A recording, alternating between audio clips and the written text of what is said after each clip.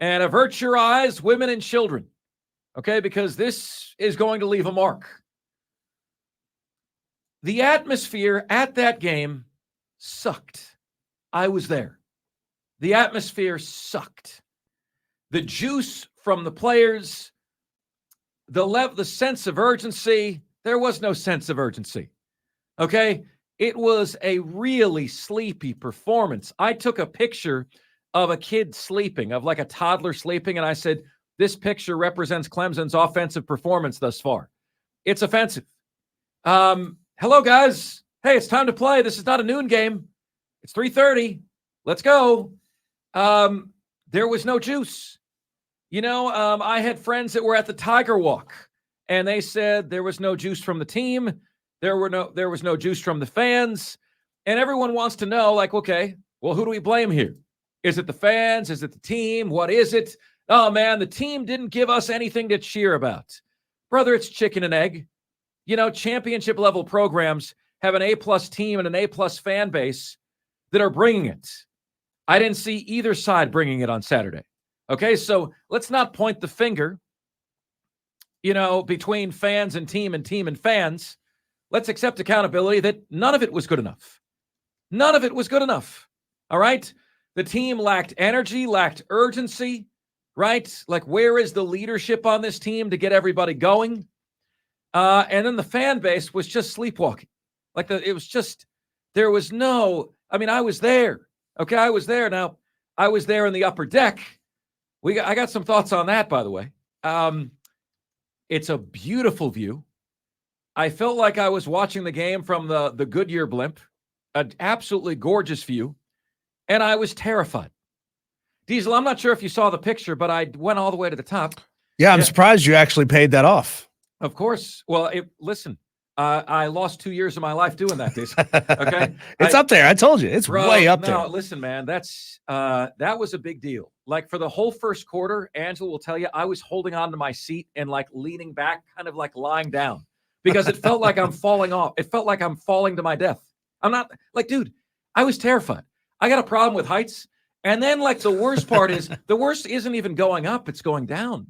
Like, when you gotta de-escalate down that thing. Yeah. I'm holding There's a lot of people doing it with a lot of alcohol in their system too. Oh, no, man. Bro. No. Like, so I've actually never seen anything like that. Could you have made that a little bit less steep, Clemson? A little bit more gradual?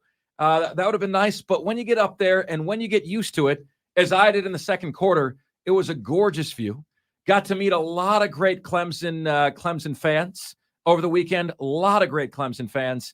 And, we put out a little tweet Friday night. Hey, we'll be at the game. Wife and I will be at the game. We'd love to meet you.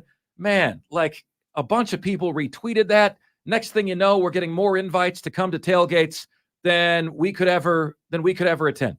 And it was incredible. It was a really cool vibe and cool experience. And Angela was thrilled we got to go to a Clemson game, but it just, like, there was no juice in the stadium. No juice. And then there's this, and this is the worst part to me. All right, the absolute worst part. It's in the third quarter. It's late in the third quarter, and the fans start filing out.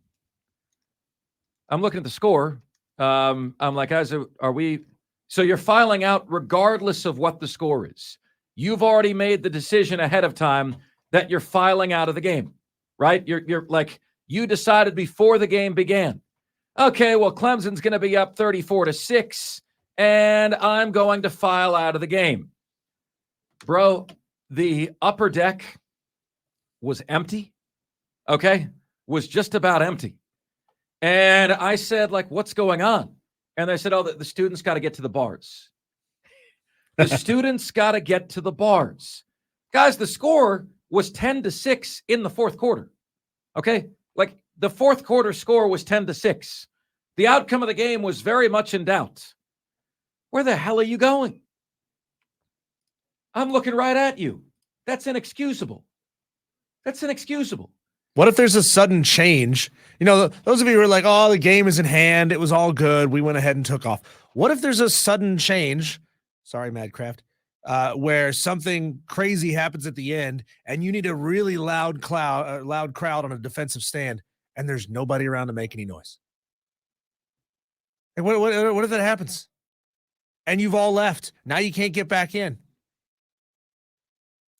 You look like you abandoned your team. Yeah, no, I was asking myself if the fans were just disgusted at the effort that they were seeing, whether leaving like this is part of their routine, or if Clemson's biggest goals being off the table makes it easier just to peace out. Maybe you say, Mark, yes to all the above. But it's a one-score game in the fourth quarter. Where do you have to go that is more important than where you are? Now, my feeling is it's an indictment on you if you left early. And I thought the Clemson fan base leveled down on Saturday. You ever heard the phrase level up? If you can level up, you can level down. There's a little emoji for this. It's a graph going downward. Don't worry, guys. I'm not singling you out. You know, as a show, we can level up or level down every single day. I call it being part of the 0-0 club. You need to be in the stands, in your seat until the clock hits all zeros. Yeah. You need to stay for the entire game. Like, you spend a lot of money on these tickets, and you only get 6, maybe 7 of these tops every year. And it means so little to you that you're willing to give up 25% of the game, leaving after the third quarter, but just so you can beat some traffic. You realize you don't get that many of these, right? No, not at all. Like, beat some traffic, and you're not beating any traffic because everyone's leaving at the same time. And like, I'm looking at these people's faces as they're walking down the aisle and as they're leaving the stadium. I'm watching their faces, okay? And I'm not seeing people who are upset. I'm not seeing people who are disgusted at the team's performance. You know, I just see people that, okay, you know, we've been here 3 hours now. It's time to go. You know, let's go ahead, beat the traffic. There's some really good games on tonight. No, this is your team, bro. This is your team. The vibe there felt like the vibe at the Palmetto Bowl a year ago. This fan base is spoiled. This fan base is entitled. And this fan base behaves like it. You know, these people are leaving the stadium. They don't know what's going on. Does Wake Forest have the ball? Is Wake Forest driving? Is Clemson going to lose? You don't care? What is it? You know, like, what is it? Because that's pathetic. It's freaking pathetic. You know, I had Gamecock fans saying to me, oh, I bet Mark Ryan won't call out Clemson. Diesel, am I calling out Clemson? I think we're calling out Clemson now, right? Yeah. Like, you guys don't know what we do. Like, we call a spade a spade. We tell it like we see it. And the truth is, this happens at a lot of stadiums across America, but we're not talking about them. We're talking about you right now. Yeah, what about them? What about them? They did it. No. Like, you guys, your team and your fan base is not a championship level right now. It's not a championship level. We challenged you for Florida State. You guys showed for Florida State. But if that's how you're going to treat your home team, this team is better off being on the road. Good thing is they're not going to have another home game for the month of October, Diesel. Good thing, you know, like, because the home crowd did nothing for them on Saturday. You know, they have a bye week this week. They're at Miami. Then they're at North Carolina State. The best thing for this team is to get the hell out of Dodge. All right? And realize, guys, that when you evaluate a fan base, you evaluate the whole. Okay? If the stadium is half empty because the students have to get to bars, you don't have a championship level fan base. You don't have a championship level team. Man, beautiful atmosphere, Chamber of Commerce Day. You know, what you got is a Power 5 win. Okay? You got a Power 5 win. But boy, the energy level there from the team, from the fans, very, very, very, very concerning. You know, the fan base acted, well, you've already given us more than this. You gave us 6 straight years of the CFP, so I guess this is just one of those seasons. 3 minutes left in the third quarter. All right, Betsy, it's time to pack up and go home. Embarrassing. You know, you guys have Clemson accounts posting pictures of the crowd. Okay? Clemson accounts posting pictures of them. And 2 of the people in the crowd aren't even Clemson fans. Angela and myself. You know, like, we're not even Clemson fans. Those are 2 of the people in the crowd making you guys look better. Shame on you. Shame on you. It's pathetic. It's really, really freaking pathetic.